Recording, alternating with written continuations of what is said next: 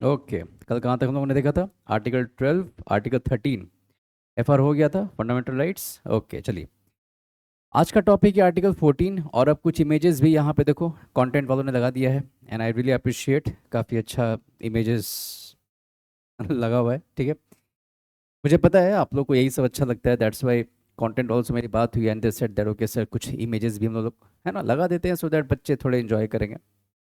चलो ठीक है, कोई दिक्कत नहीं है। मूवी देखा है तुम लोगों ने ये जॉली एलएलबी? मूवी देखे हो? ओके, क्या था इस मूवी में? बेसिक बेसिक एलिमेंट मुझे बताइए। बेसिकली इस मूवी का मतलब बेसिक मैसेज क्या था? गुड। मैसेज देखो यही था, बड़ा ही सिंपल सा था कि कानून के सामने सब के सब बराबर होते हैं। यही था ना मैसेज।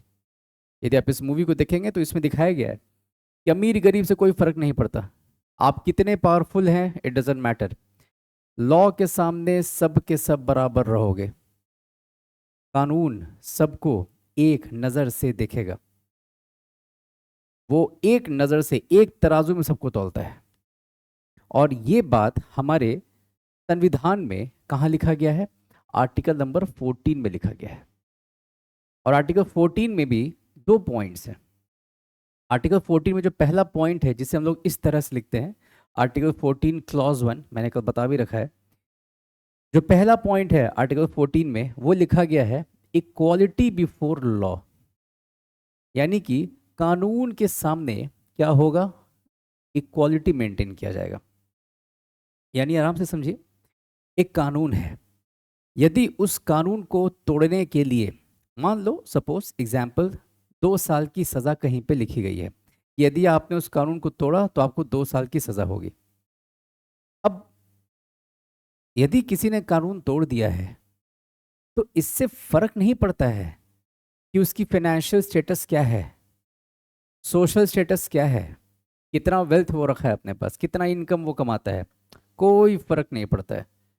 यदि कानून आपने तोड़ा है तो कानून को तोड़ने के लिए जो पनिशमेंट लिखा गया है वो पनिशमेंट आपको चुपचाप दे दिया जाएगा। हाँ ऑब्वियसली सारे जो ट्रायल्स हैं, कन्विक्शन है, सब किए जाएंगे and then you will be given that punishment.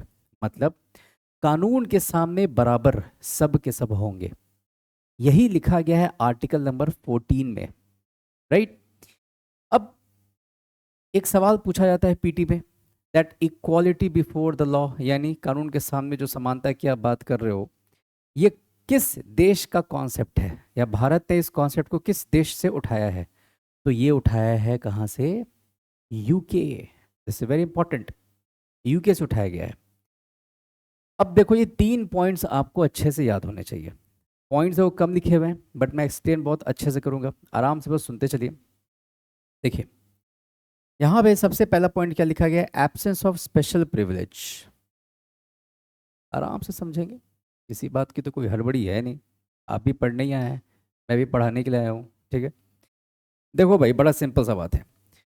अगर मैं कहता हूँ आपसे कि इक्वालिटी बिफोर लॉ का मतलब है एब्सेंस ऑफ स्पेशल प्रिविलेज, मतलब क्या हो गया इसका?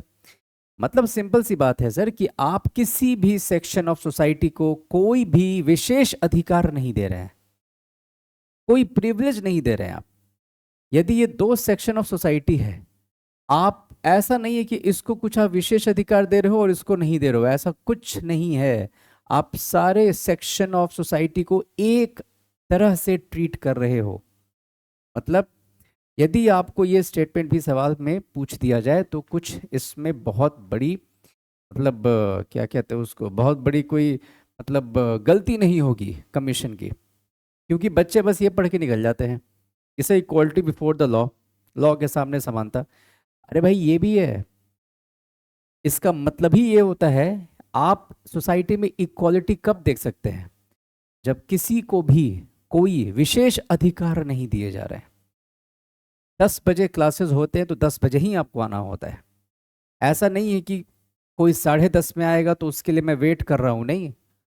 10 बजे क्लास का टाइमिंग है तो सब के लिए है, कोई विशेष अधिकार किसी को प्राप्त नहीं है। 2 घंटे के बाद क्लास जब खत्म होगा तो आप घर जाते हैं।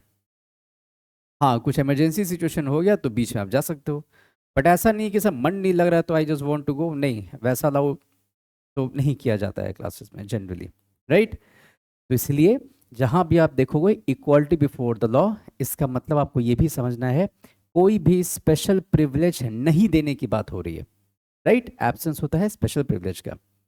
सेकंड पॉइंट जरा पढ़िए आराम से, आप देख लीजिए। इक्वल सब्जेक्शन ऑफ लॉज, इसका मतलब क्या हो सकता है? क्योंकि इक्वालिटी बिफोर लॉ की हम लोग बात कर रहे हैं, तो इक्वालिटी बिफोर लॉ का मतलब ये भी होता है कि लॉ को एक तरह से सब पे लागू किया जाएगा।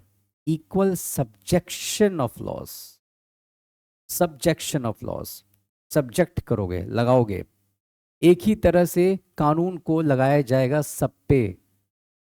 ये इक्वालिटी बिफोर लॉ का ही डेफिनेशन है, राइट। तो पहला क्या था? कोई भी आपको एक्स्ट्रा प्रिविलेज नहीं देना है। दूसरा क्या था? एक तरह से कानून को आप लगाने वाले हैं। और देखो ये डैश यहाँ पे है, कुछ कुछ ज़रा हम लोग फिल इन द ब्लैंक्स भी यहाँ पे मतलब ट्राई करेंगे सो दैट आपका एमसीक्यू बनाने का जो है ना टेक्निक वो और ज़्यादा ग्राइंड अप हो जाए। तीसरा देखिए, पढ़िए क्या लिखा गया है।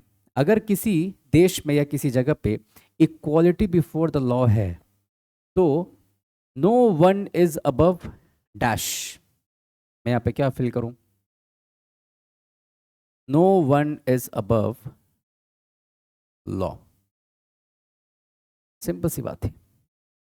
तो मैं इसको बस समराइज कर दूं। आर्टिकल 14 इस इमेज से आप याद रखेंगे। इस मूवी में दिखाया गया है कि भाई वेल्दियर होने से, फाइनेंशियली स्ट्रांग होने से कोई फर्क नहीं पड़ता है, कानून सबको एक नज़र से देखने वाला है। ये इस मूवी में आपको मैसेज है। आर्टिकल 14 ये कह रहा है कि equality before the law, equality before the law मतलब लॉ के सामने सबके सब क्या होंगे? बराबर होंगे। ये कॉन्सेप्ट कहाँ से लिया गया है? ये लिया गया है यूके से। और इसके 3 पॉइंट्स हैं। जहां भी इक्वालिटी बिफोर द लॉ आप देखते हैं वहां पे इन 3 चीजों को आप पाते हैं, तभी आप बोलते हैं कि equality before the law maintain हो रहा है। पहला पॉइंट है दैट कोई भी स्पेशल प्रिविलेज नहीं दिया जाएगा। दूसरा है एक तरह से सब पे कानून लगाया जाएगा। और तीसरा है कोई भी इंसान लॉ के ऊपर तो नहीं है, यानी लॉ क्या है? सुप्रीम है। ठीक है, कोई डाउट है तो पूछिए।